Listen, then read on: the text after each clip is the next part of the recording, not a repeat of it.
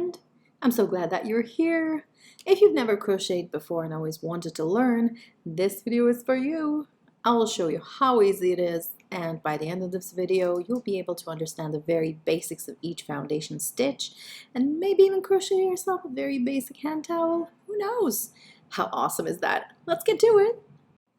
All you need is a crochet hook and some gorgeous yarn. Whatever color yarn you have or how thick or thin it is, it doesn't matter. For the purposes of this video, I'm using a 3-weight yarn and a 4.5mm crochet hook.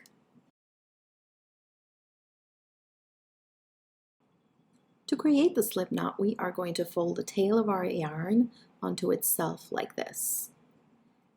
And through the big loop, we're going to put our fingers through and then pull the long end of the yarn through the big loop and then pull everything in the opposite direction, creating the slip knot in the middle.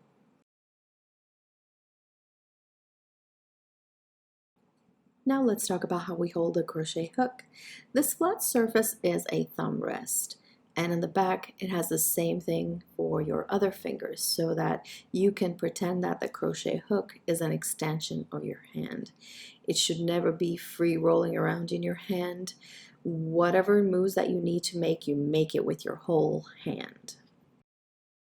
Now back to our slip knot. We are going to put our hook through the loop that we've just made. Now this loop is super loose and we don't want it to be like this. So what we're going to do is we're going to tighten it by holding on to this long end that's attached to the yarn. Not the tail end, but the long end. Just keep pulling it and you'll see how tight it gets. Now it might be a little bit too tight, so how to fix that is we are going to let go of this long end and we're going to grab the tail end. Holding on to the tail end, we're going to pull on the hook, which is going to make it looser. So that's how you adjust how loose or how tight you want that knot to be.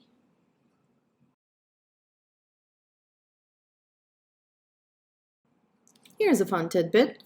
There are as many ways of holding the yarn as there are crocheters. Everybody holds their yarn differently. There's no standard way of doing it. We all learn from the person that teaches us and they do it differently, which is fine. It's great. The more the merrier. So don't look for a standard way of holding it. Whatever you're doing is the right way. So I'm going to show you the way I do it, the way that I've been taught, and here's how it goes. The long end of the yarn goes through my pinky and my ring finger to be able to adjust the tension depending on how much I squeeze those two fingers.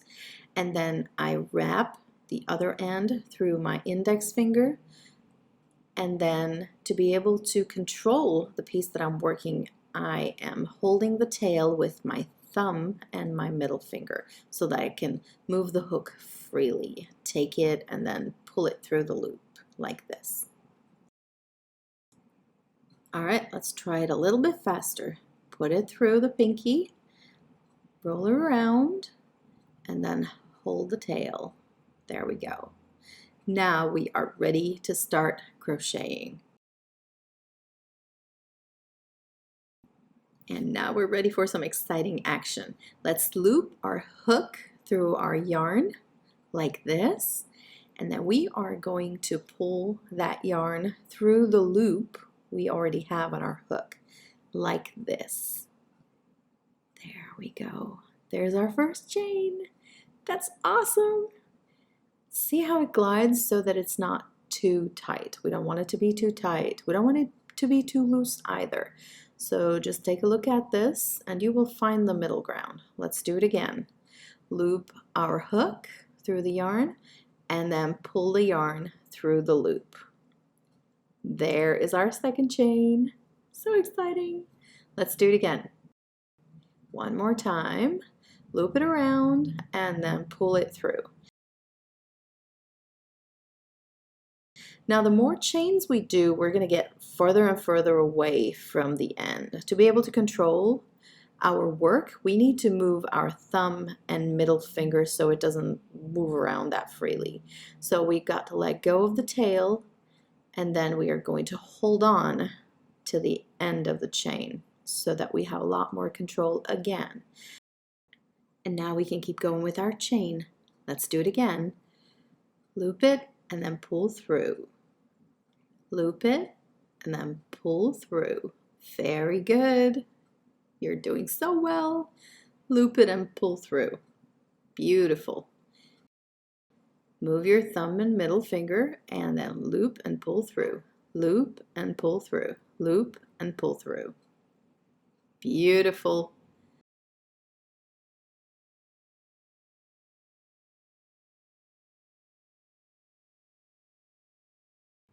That is a chain. It looks like a braid. And the back side has these little bumps that we're going to be using in the future. Not this time, but here's what it looks like. And here's the front side of it. Now keep practicing.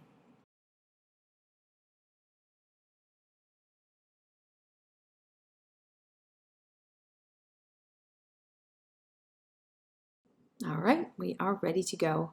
We're going to start with a slip knot.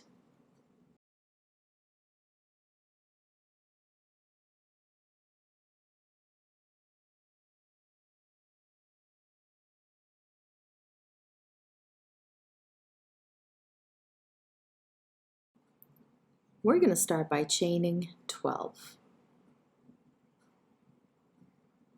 1,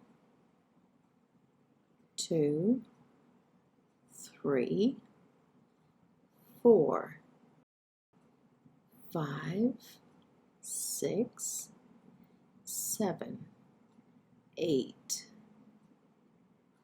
9, 10, 11, and 12. There we go. That's our chain. This is called a foundation chain, and everything that we do is going to be springing up from this chain. So how do we do it? Very easy.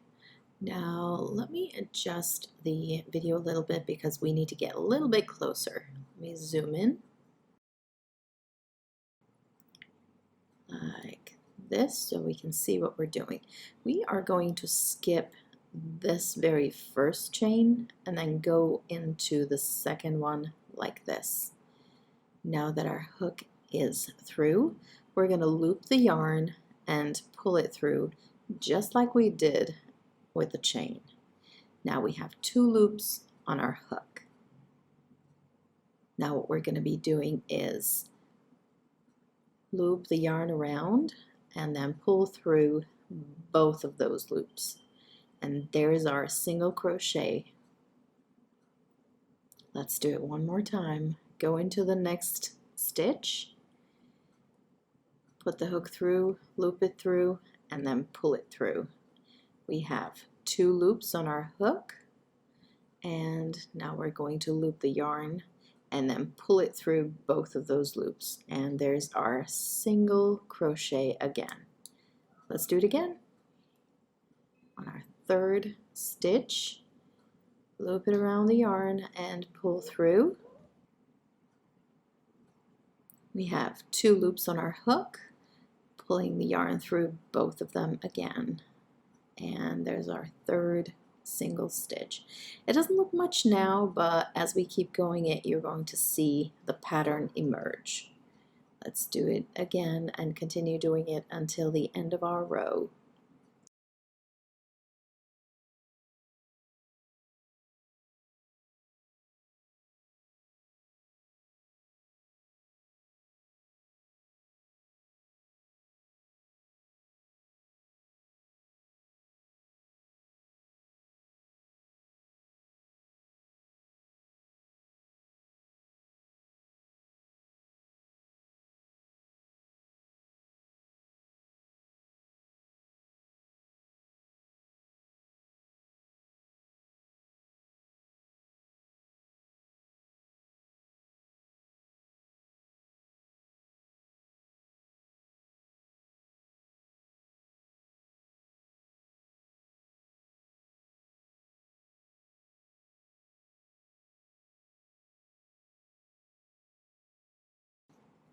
And now we're at the end. This little knot, we're not going to worry about it. We are going to go into the very last stitch right before it. We're going to do our final single stitch. Loop the yarn and pull it through. There we go. You have completed one row. You can take a look at it and see how it looks and see what you think.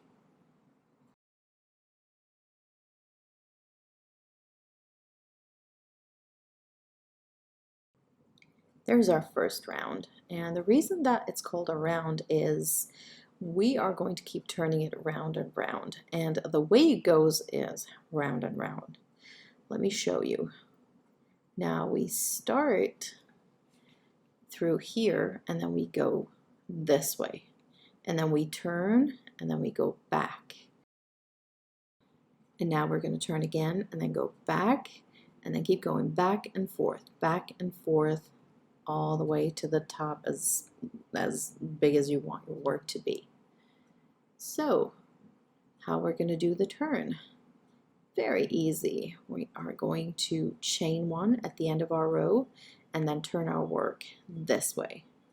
This yarn needs to be on the back. Now if you turn it the other way, this yarn is going to be in the front, which we do not want. So when you come into the end of your row, make sure that you turn the work this way.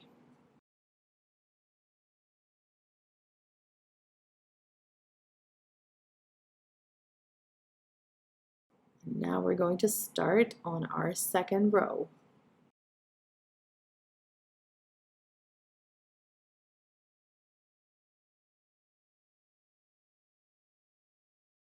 We're going into the very first stitch. We're going to take both of those loops on our hook and then loop it through and then pull it through, and then loop the yarn again and pull through both, completing our single stitch like this. And then we're going to repeat. Go into the second stitch on both of those loops and then grab the yarn and pull through those loops. We have 2 loops on our hook, and pull through the yarn and complete our second stitch. Now we're just going to keep doing it until we reach the end of our row.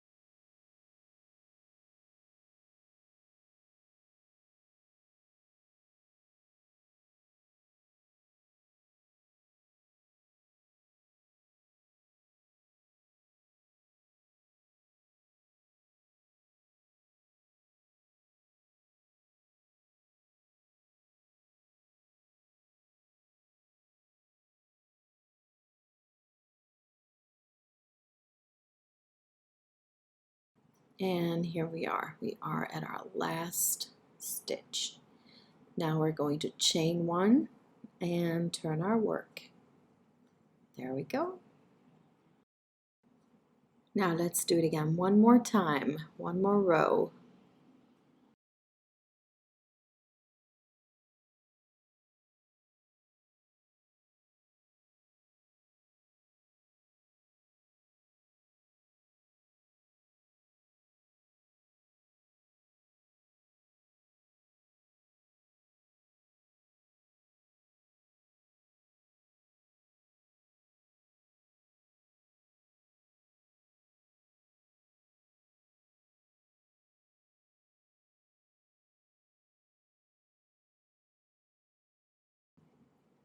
right, we're done with this row.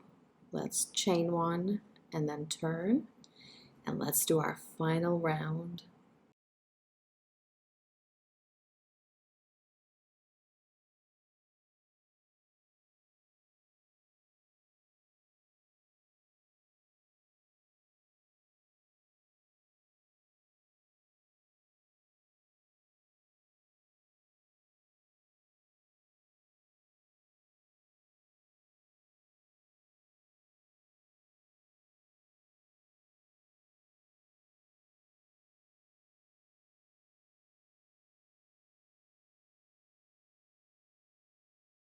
And we've come to the end of our little pattern, and this is what it looks like. If you keep going, you're going to see a lot more of this pattern emerge, but this is what it looks like for now. I hope this was helpful to you, and I'm glad that you joined me. I will see you in the next video, friend. Take care. Bye.